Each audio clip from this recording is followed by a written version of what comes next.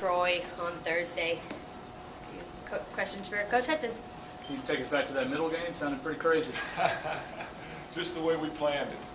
I mean, it was everything we thought it would be. I mean, we knew it was going to be a battle, and we actually played really, really well in the first game and just came out on the wrong end of it. And, the second game, we jumped out to a big lead and let it get away from us and really regrouped. And I really challenged our kids to compete coming back out of the locker room. And there weren't a lot of coaching adjustments made between games 2 and 3. It was just really about putting our foot down and competing, and certainly it was a great win.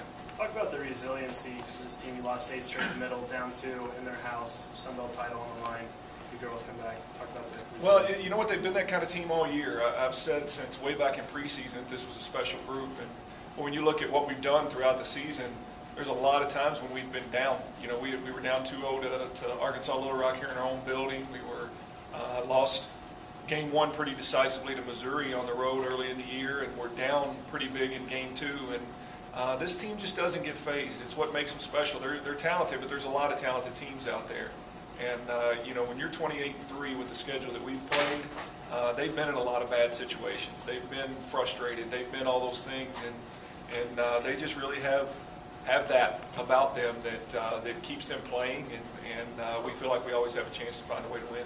You feel like that was the kind of win that your team needed? I think it was a big win.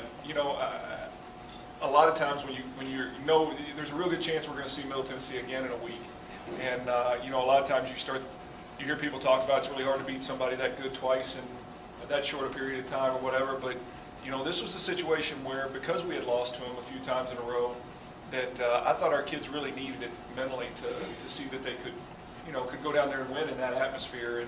And so I think that'll benefit us if we see them again. Yeah. Feel like no matter what happens this week, you'll be in the NCAA tournament? I mean, you never know. You never want to leave it up to the people in that selection room, but I mean, our case has been made. I mean, we're 28-3.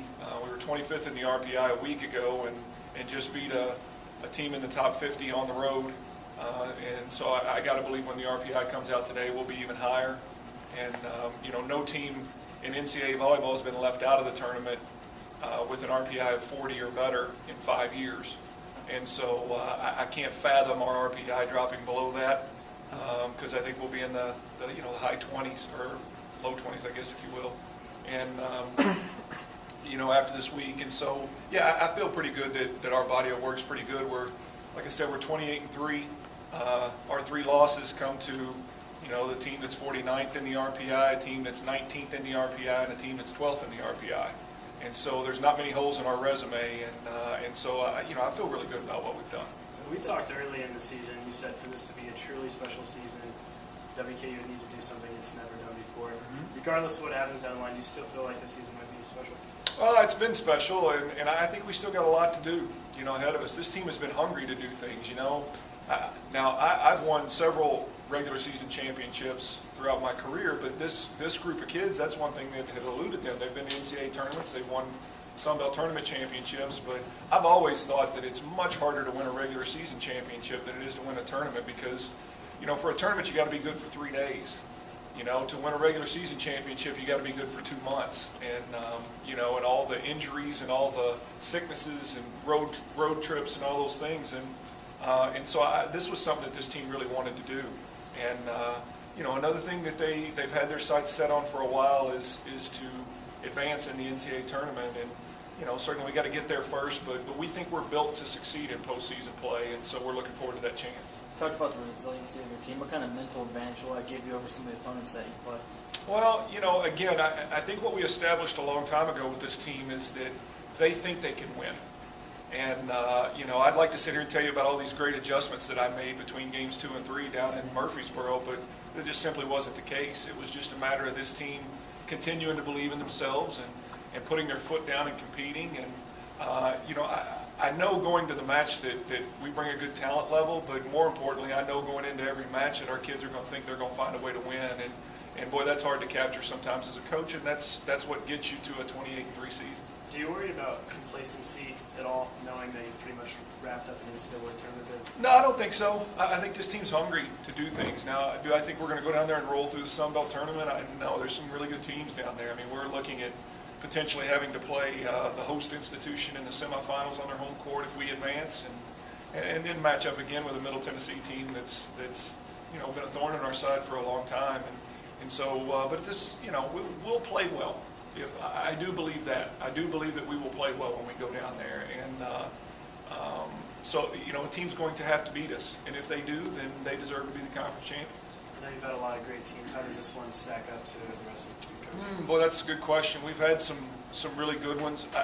I think this one is probably the most prepared for postseason, if that makes sense. We have a great combination of things in place with this year's team. We have experience, we have size, we have athleticism, we handle the ball really well, and again, we're a team full of kids that are really together and really confident in what we can do. And so it has so much to do with your matchup. When you get into postseason play, it has so much to do with your matchup, and we'll cross that bridge when we get to it, but we feel like if we get a good matchup that somebody's going to have to take it from us. When you get into tournament play and you play a team that you've already beaten twice, how tough is? I mean, I know people say the third time can be the toughest time to beat someone you already, when they've seen you twice. But I mean, is that actually true? That it's that much harder? I always feel like that the big hurdle in terms of playing somebody that you've beaten twice is just getting your kids to be sharp. Because that's a tough sell for a 19-year-old kid sometimes. And if we're sharp, I think we'll be good. And if we're good, I think that'll be enough, if that makes sense. Mm-hmm. But as a coach, I've never really necessarily looked at it like that. I think you can play the same team, in a matter of 3 days, and it can be a totally different match. So I don't really look at it as playing them for a third time. Mm-hmm. We'll break them down just like always. We'll look at some of the things that we've been able to do successfully in the past, but we understand that each challenge is a new challenge, or at least I do. And we'll break Troy down and get started on them. Their coach does a really nice job with their team, and tournament time's tournament time. That's what makes everybody get interested this time of year. All right. Thanks, Coach. Thanks, guys.